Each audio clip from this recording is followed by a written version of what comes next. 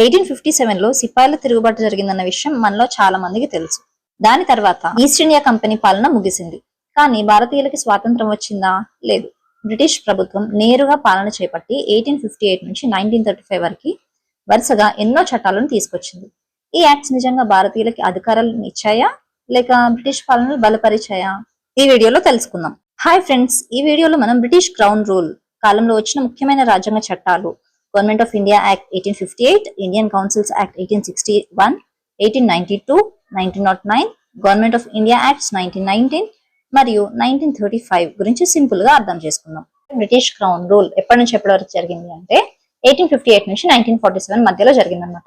So ఇప్పుడు మనకి 1858 లో ఏం జరిగింది అని గుర్తు రావాలి అంటే 1857 అనేది మనకి పక్క గుర్తుంటుంది కాబట్టి 1858 అనేది 1857 తో లింక్ చేసుకోవాలి. సో 1857 లో సిపాయి రివోల్ట్ జరిగిందన్న విషయం అందరికీ తెలుసు. సో ఇది ఎప్పుడు జరిగింది అంటే 10th మే మీరట్ లో జరిగింది. ఈ మీరట్ లో జరిగిన తర్వాత ఢిల్లీకి, కాన్పూర్ కి, లక్నోకి స్ప్రెడ్ అయింది అనమాట ఈ రివోల్ట్ అనేది. సో ఇప్పుడు 1858 ఎందుకు వచ్చింది అంటే సిపాయి రివోల్ట్ వల్ల 1858 good government act of India అనేది వచ్చింది అనమాట. ఇక్కడ ఈ ఈస్ట్ ఇండియా కంపెనీ రూల్ అనేది ముగుస్తుంది. అది ఆ పవర్స్ అనేవి బ్రిటిష్ క్రౌన్ అంటే క్వీన్ విక్టోరియా చేతిలోకి వెళ్తున్నాయి. ఓకే, సో ఇక్కడ గవర్నర్ జనరల్ ఆఫ్ ఇండియా పదవి ఏదైతే ఉంటుందో అతనికి వైస్రాయ్ హోదాను కల్పించారనమాట. అలాగే secretary of state for India అనే పదవిని తీసుకొచ్చారు. ఓకే, ఇతని కింద ఇతను ఎవరు అంటే secretary of state for India British parliament సభ్యుడు. ఓకే, ఇతని కింద కౌన్సిల్ ఆఫ్ ఇండియా ఉంటుంది. దీంట్లో 15 మెంబర్స్ ఉంటారు. వీళ్ళందరూ ఇండియన్సే ఉంటారు. వీళ్ళందరూ ఎక్కడ ఉంటారు అంటే ఇంగ్లాండ్ లో ఉంటారు. వైస్రాయ్ ఉండేదేమో ఇండియాలో. ఓకే, ఇక్కడ లార్డ్ క్యానింగ్ ఎవరైతే ఉన్నారో ఇతను last governor general of India under east India company. Okay, అలాగే ఫస్ట్ వైస్రాయ్ కూడా లార్డ్ క్యానింగే వస్తారు. ఈ పాయింట్ గుర్తుపెట్టుకోండి. This is about 1858 act. 1858 అనగానే మనకు గుర్తు రావాల్సింది ఏంటి అంటే గవర్నర్ జనరల్ ఆఫ్ ఇండియాకి వైస్రాయ్ హోదాని కల్పించారు. అంతకుముందు ఏది ఉండే గవర్నర్ జనరల్ ఆఫ్ బెంగాల్ ఉండే. ఆ పోస్ట్ ని గవర్నర్ జనరల్ ఆఫ్ ఇండియాకి మార్చారు. ఇప్పుడు ఇతనికి వైస్రాయ్ హోదాని కల్పిస్తున్నారు. ఓకే, నెక్స్ట్ వచ్చేసి కౌన్సిల్స్ యాక్ట్ అండి. 3 ఉంటాయి. 3 ఇయర్స్ గుర్తుపెట్టుకోవాలి. 1861, 1892, 1909. Okay, India's councils act. First ఇక్కడ లార్డ్ క్యానింగ్ 1858 లో చూసాం కదా లార్డ్ క్యానింగ్ ని. ఇప్పుడు 1859 లో ఇతను ఏం చేశాడంటే పోర్ట్ఫోలియో సిస్టమ్ ని తీసుకొచ్చాడు. పోర్ట్ఫోలియో సిస్టమ్ అంటే ఏంటి అంటే ఒక కౌన్సిల్ మెంబర్ కి ఒక డిపార్ట్మెంట్ అలొకేట్ చేయడం. ఓకే, ఇప్పుడు రెవెన్యూ ఉంది అదే ఒక పర్సన్ కి ఇవ్వడం, ఫైనాన్స్ ఉంది అదొక పర్సన్ కి అలొకేట్ చేయడం, అట్లా అన్నమాట. సో ఒక కౌన్సిల్ మెంబర్ కి ఒక్కొక్క డిపార్ట్మెంట్ ని అలొకేట్ చేస్తారు. ఇది 1859 లో పోర్ట్ఫోలియో సిస్టమ్ తీసుకొచ్చాడు లార్డ్ క్యానింగ్. 1861 లో ఏం జరిగింది అంటే 61 అంటే కౌన్సిల్స్ యాక్ట్. గుర్తుపెట్టుకోండి, కౌన్సిల్ అంటే సలహా మండలి. సో ఇక్కడ చట్టాలను తీసుకొచ్చేటప్పుడు వాళ్ళ సలహాలు అంటే ఇండియన్స్ సలహాలు తీసుకోవడానికి వీళ్ళని లా మేకింగ్ ప్రాసెస్ లో ఇన్వాల్వ్ చేశారు అనమాట. సో వాళ్ళతో చర్చలు జరిపి వాళ్ళ సలహాలు తీసుకొని చట్టాలను తీసుకొచ్చారనమాట. That is about 1861. నెక్స్ట్ 1862 లో ఇది లెజిస్లేటివ్ కౌన్సిల్ కదా. సో ఇక్కడ న్యూ లెజిస్లేటివ్ కౌన్సిల్ అనేది ఫామ్ అయింది అనమాట. ఎక్కడ అంటే బెంగాల్లో 1862 లో. అలాగే నార్త్ వెస్ట్ ఫ్రాంటియర్ ప్రావిన్స్ లో 1866 లో ఫామ్ అయింది. అలాగే పంజాబ్ లో న్యూ లెజిస్లేటివ్ కౌన్సిల్ 1897 లో ఫామ్ అయింది. ఓకేనా, లార్డ్ క్యానింగ్ లెజిస్లేటివ్ కౌన్సిల్ లో 3 మెంబర్స్ ని నామినేట్ చేశాడు. వాళ్ళు ముగ్గురు ఎవరు అంటే Indians. Raja of Benaras, Maharaja of Patiala, sir Dinkar Rao. ఓకేనా, సో ఇక్కడ మనము లాస్ట్ రెగ్యులేటింగ్ యాక్ట్ 1773 లో గవర్నమెంట్ జనరల్ ఆఫ్ బెంగాల్ అతనికి మద్రాస్ అండ్ బాంబే ప్రెసిడెన్సీస్ ఇచ్చారు. ఆ ప్రెసిడెన్సీ సిస్టమ్ అనేది ఆ 1833 చార్టర్ యాక్ట్ వచ్చేసరికి అది ముగిసిపోయింది. అక్కడ డీసెంట్రలైజేషన్ పవర్ అనేది ముగిసిపోయింది కదా. మళ్ళీ ఇక్కడ డీసెంట్రలైజేషన్ పవర్స్ అనేది తీసుకొచ్చారు అనమాట బాంబేకి, మద్రాస్ ప్రావిన్సెస్ కి. ఓకేనా, సో ఇక్కడ లెజిస్లేటివ్ పవర్స్ ఇచ్చారు ఇప్పుడు వీళ్ళకి. అలాగే లార్డ్ క్యానింగ్ ఎవరైతే ఉంటారో ఇతనికి ఆర్డినెన్స్ పవర్ కూడా ఇచ్చారు. ఆర్డినెన్స్ పవర్ అంటే ఏంటి అంటే సలహా మండలి సహాయం లేకుండానే ఇతడు ఎమర్జెన్సీ సిచ్యువేషన్స్ లో చట్టాలను తీసుకురావచ్చు అనమాట. ఓకేనా, దాని వ్యాలిడిటీ ఎంత ఉంటుంది అంటే 6 months ఉంటుంది. This is about 1861 act. Next coming to 1892 act. ఇక్కడ ఏం జరిగింది అంటే 1861 లో లెజిస్లేటివ్ కౌన్సిల్ ఫామ్ అయింది కదా. ఇప్పుడు ఆ లెజిస్లేటివ్ కౌన్సిల్ లో మెంబర్స్ యొక్క సంఖ్య అనేది పెరుగుతుంది అనమాట. ఇక్కడ నాన్ అఫీషియల్ మెంబర్స్ సంఖ్య పెరుగుతుంది. బోత్ లెజిస్లేటివ్ కౌన్సిల్ అంటే బోత్ సెంట్రల్ వస్తుంది, అలాగే ప్రావిన్షియల్ లెజిస్లేటివ్ కౌన్సిల్ 2 వస్తాయి. ఓకేనా, వీటిలో నాన్ అఫీషియల్ మెంబర్స్ సంఖ్య అనేది పెరుగుతుంది, ఇంక్రీజ్డ్. ఫస్ట్ టైం ఇండియన్స్ కి బడ్జెట్ డిస్కషన్స్ లో పార్టిసిపేట్ చేసే ఛాన్స్, అలాగే ఎగ్జిక్యూటివ్స్ ఎవరైతే ఉంటారో వాళ్ళని క్వశ్చన్ చేసే ఛాన్స్ కూడా ఇచ్చారనమాట ఇక్కడ. ఓకేనా, అలాగే ఇండైరెక్ట్ ఎలక్షన్ ప్రాసెస్ కూడా స్టార్ట్ అయింది ఇక్కడ. ఇండైరెక్ట్ ఎలక్షన్ అంటే ఏంటి అంటే ఈ municipalities, universities, district boards, chambers of commerce ఈ గ్రూప్స్ ఏవైతే ఉంటాయో వీళ్ళు కొంతమందిని రికమెండ్ చేస్తారు. వీళ్ళు రికమెండ్ చేసిన సభ్యుల నుంచి కొంతమందిని నామినేట్ చేస్తారు. ఓకే, సెంట్రల్ లెజిస్లేటివ్ కౌన్సిల్ లోనేమో వైస్రాయ్ నామినేట్ చేస్తారు. అదే ప్రావిన్షియల్ లెజిస్లేటివ్ కౌన్సిల్ లో అయితే గవర్నర్ నామినేట్ చేస్తారు. ఇది థర్డ్ కౌన్సిల్స్ యాక్ట్ అనమాట. 1909 ఇందాక చూసాం కదా 1861, 1892 అలాగే 1909 ఈ 3 ఇండియన్ కౌన్సిల్స్ యాక్ట్. సో ఇక్కడ ఇది మింటో మార్లీ యాక్ట్ అంటాం అనమాట. దీని పేరు మింటో మార్లీ యాక్ట్. ఇక్కడ మింటో ఎవరు అంటే వైస్ రాయ్, మార్లీ ఎవరు అంటే సెక్రటరీ. ఓకే, ఇక్కడ కూడా లెజిస్లేటివ్ కౌన్సిల్ సైజ్ అనేది ఇంక్రీజ్ అయింది. ఇక్కడ 60 ఈ 09 ని 60 అని గుర్తుపెట్టుకోండి. ఓకేనా, ఇది ఉల్టా చేస్తే 60 లాగా ఉంటుంది కదా సెంట్రల్ లెజిస్లేటివ్ కౌన్సిల్ లో. సో 16 నుంచి 60 వరకు మెంబర్స్ సంఖ్య అనేది పెంచారనమాట, అఫీషియల్ మెజారిటీ సంఖ్య. అలాగే ప్రావిన్షియల్ లెజిస్లేటివ్ కౌన్సిల్ లో నాన్ అఫీషియల్ మెజారిటీ అనేది ఉంది.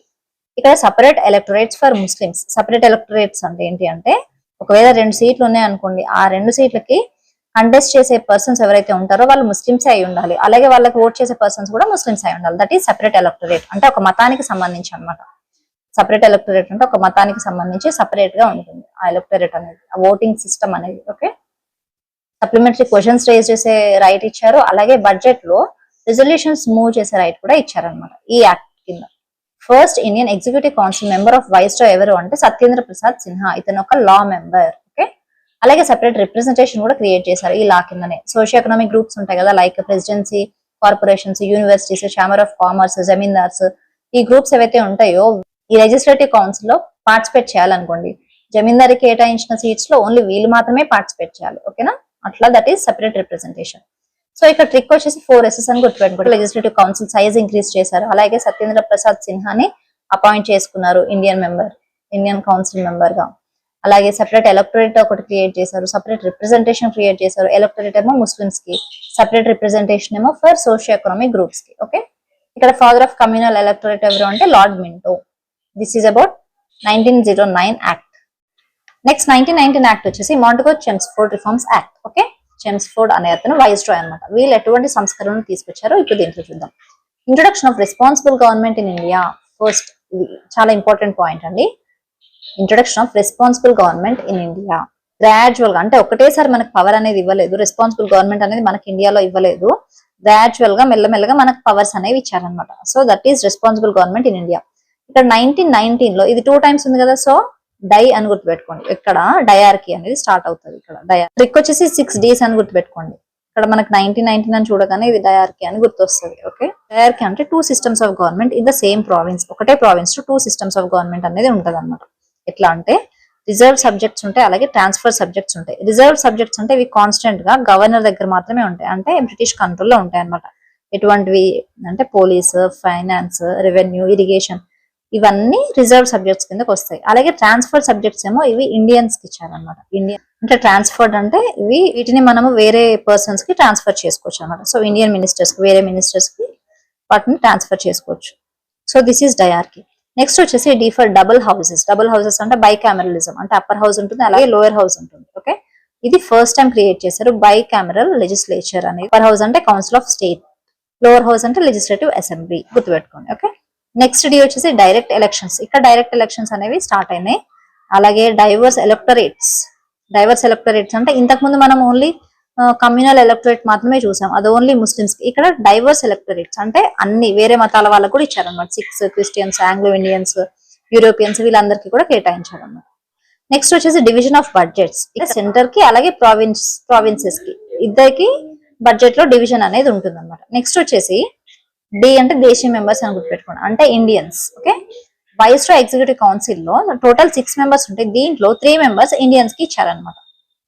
ఈ 6 Ds కాకుండా SPF అని గుర్తుపెట్టుకోండి. ఎస్ అంటే స్టాచ్యుటరీ కమిషన్. 10 years తర్వాత ఈ చట్టం ఎట్లా ఉంది, దాని రిజల్ట్ ఏంటి అనేది దానికి ఒక కమిషన్ ఇస్తారు. ఆ కమిషన్ పేరు ఏంటి అంటే Simon commission. Okay, P for public service commission. Central public service commission అనేది 1926 లో ఫామ్ చేశారు. అలాగే F ఫర్ ఫ్రాంచైజ్ అంటే రైట్ టు ఓట్. ఎవరెవరికి ఇచ్చారు అంటే based on property, tax, education చూసి దాని ప్రకారం వాళ్ళకి ఓట్ హక్కు అనేది కల్పించారనమాట ఈ చట్టం కింద 1919 యాక్ట్. ఇక్కడ 1919 చట్టం ఎలా పనిచేస్తుంది అనే దానికి ఒక కమిషన్ వేశారు కదా, ఆ కమిషన్ పేరు ఏంటి అంటే సైమన్ కమిషన్. ఓకే, దీనిలో ఎంతమంది ఉన్నారు అంటే 7 మెంబర్స్ ఉంటారు. Okay, 7 members statutory commission. ఈ 7 మెంబర్స్ ఓన్లీ బ్రిటిషర్స్ మాత్రమే ఉన్నారు అనమాట. ఇండియన్స్ అనే వాళ్ళు అసలు లేరు దీంట్లో. ఓకే, అందుకే అందరూ పొలిటికల్ పార్టీస్ వాళ్ళు వీళ్ళు ఈ కమిషన్ ని బైకాట్ చేశారు. 1930లో సైమన్ కమిషన్ రిపోర్ట్ అనేది ఇచ్చింది. దీంట్లో ఏమేమి రికమెండేషన్స్ ఉన్నాయంటే డయార్కీని అబాలిష్ చేయాలి, అలాగే రెస్పాన్సిబుల్ గవర్నమెంట్ ఇన్ ప్రావిన్సెస్ ని ఫామ్ చేయాలి, అలాగే ఫెడరేషన్ అంటే సమాఖ్య అన్నమాట. అంటే బ్రిటిష్ ఇండియన్ ప్రావిన్సెస్ ఏవైతే ఉంటాయో అవి ఇంకా ప్రిన్స్లీ స్టేట్స్ ని కంబైన్ గా చేయాలి అనేది. కానీ ఇదైతే జరగలేదు. నెక్స్ట్ కమింగ్ టు 1930 నుంచి 1932 మధ్య 3 రౌండ్ టేబుల్ కాన్ఫరెన్సెస్ జరిగినాయి అన్నమాట. సో ఈ సమావేశాలు జరిగిన తర్వాత కాన్స్టిట్యూషన్ వైట్ పేపర్ పైన కాన్స్టిట్యూషనల్ రిఫార్మ్స్ ఎటువంటివి తీసుకురావాలి అనేది పెట్టుకుంటారు వీళ్ళు. ఓకేనా. Joint selection committee of British parliament కి ఈ వైట్ పేపర్ అనేది సబ్మిట్ చేస్తారు. సబ్మిట్ చేసిన తర్వాత రికమెండేషన్స్ ఏవైతే ఉంటాయో నెక్స్ట్ చేసే చట్టం ఉంటుంది కదా, గవర్నమెంట్ ఆఫ్ ఇండియా యాక్ట్ 1935 ఉంటుంది కదా, దాంట్లో ఇన్కార్పొరేట్ చేద్దాము అని అనుకుంటారు. Okay, this is about the report of Simon commission. ఇక్కడ ట్రిక్ వచ్చేసి ఎస్ అంటేనేమో Simon commission, or report. Okay, white paper పైన కాన్స్టిట్యూషనల్ రిఫార్మ్స్ ఎలాంటివి తీసుకురావాలి అని ఆ వైట్ పేపర్ ని జాయింట్ సెలక్షన్ కమిటీకి సబ్మిట్ చేస్తారు. ఓకే, అప్పుడు ఆ 1935 గవర్నమెంట్ ఆఫ్ ఇండియా యాక్ట్ ఏదైతే ఉంటుందో దాంట్లో ఇన్కార్పొరేట్ చేద్దాం అనే దాంట్లో ఉంటారన్నమాట. నెక్స్ట్ 1932లో ఏమవుతుంది అంటే అప్పుడు బ్రిటిష్ ప్రధానమంత్రి రామ్సే మెక్డొనాల్డ్ అనమాట. ఓకే, ఇతను కమ్యూనల్ అవార్డ్ ని అనౌన్స్ చేస్తాడు అనమాట. అంటే ఇది దేనికి అంటే కమ్యూనల్ అవార్డు ఇందాక డిస్కస్ చేశాం కదా, అది ఒక మతానికి సంబంధించి సపరేట్ ఎలక్టరేట్ అనమాట. సో అది కంటిన్యూ అవుతుంది. దాంతో పాటు డిప్రెస్డ్ క్లాసెస్ ఎవరైతే ఉంటారో షెడ్యూల్డ్ క్యాస్ట్ వీళ్ళు ఉంటారు కదా, వీళ్ళకి సపరేట్ ఎలక్టరేట్ అనేది క్రియేట్ చేయాలి. ఓకే అనే ప్రపోజల్ ని మాత్రమే తీసుకొచ్చారు 1932లో. కానీ ఇక్కడ గాంధీ అపోజ్ చేస్తాడు, ఎందుకంటే హిందూస్ లో డివిజన్ ఏర్పడుతుంది అని చెప్పి గాంధీ ఇక్కడ అపోజ్ చేస్తాడు.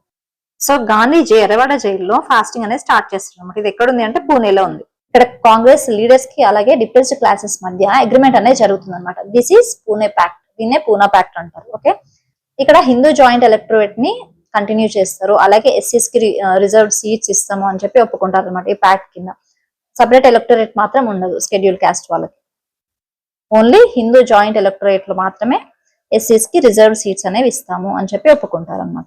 Next coming to government of India act 1935, ఇది చాలా చాలా ఇంపార్టెంట్ అండి. This is the second mile stone for responsible government in India. First mile stone ఎక్కడ చూసాము అంటే 1919 మాంటెగో చెమ్స్ఫర్డ్ రిఫార్మ్స్ యాక్ట్ ఉంది కదా, దాంట్లో ఫస్ట్ మైల్ స్టోన్ చూసాం for responsible government in India. ఇది సెకండ్ మైల్ స్టోన్ అనమాట. సో ఇక్కడ డీటెయిల్ డాక్యుమెంట్ ఒకటి ఫామ్ చేశారు. దీంట్లో 321 సెక్షన్స్ అలాగే 10 స్కెడ్యూల్స్ అనేవి ఉన్నాయన్నమాట. ఓకే, ఈ ఫీచర్స్ ఆఫ్ దిస్ యాక్ట్ లో మనం ఎట్లా గుర్తుపెట్టుకుందాం అంటే లైన్ ఆల్ఫాబెటికల్ ఆర్డర్ లో ABCD అని గుర్తుపెట్టుకుని, అలాగే 3 Fs వస్తాయి and PR. Okay, A for all India federation. All India federation అంటే provinces plus princely states, British provinces plus princely states ని కంబైన్ చేద్దాము అనే దాంట్లో ఉంటారు కదా. సో ఇదైతే జరగదు. ఇక్కడ పవర్స్ అనేవి 3 లిస్ట్స్ లో డివైడ్ చేస్తారు అనమాట. ఫెడరల్ లిస్ట్, ప్రావిన్షియల్ లిస్ట్, అలాగే కాంకరెంట్ లిస్ట్. ఫెడరల్ లిస్ట్ అంటేనేమో సెంటర్ కి సంబంధించిన లిస్ట్, ప్రావిన్షియల్ ఏమో ప్రావిన్సెస్ కి సంబంధించి, కాంకరెంట్ లిస్ట్ వచ్చేసి బోత్.